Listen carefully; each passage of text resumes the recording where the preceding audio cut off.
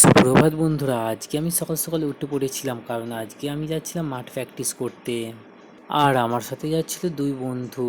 কথা বলতে বলতে আমরা পৌঁছে গেছি আটঘরে মাঠে, যেখানে আমরা মাঠ প্র্যাকটিস করব।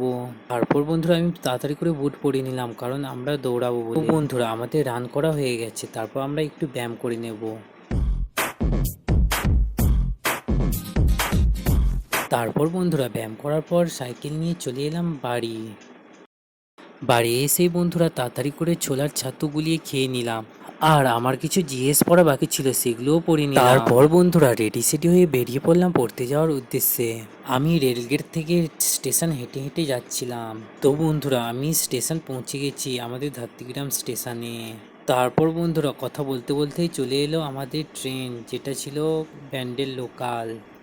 আমি ট্রেনের মধ্যে উঠে পড়লাম আর আমার গন্তব্য স্টেশন ছিল গম্বিকা কালনা। কালনা স্টেশনে এসে দেখি কালী পুজোর প্যান্ডেল চলছে। তারপর আমি পৌঁছে গেলাম আমাদের প্রাইভেট সেন্টারে। আর হ্যাঁ, ভিডিওটা কেমন লাগলো কমেন্ট করতে ভুলো না কিন্তু।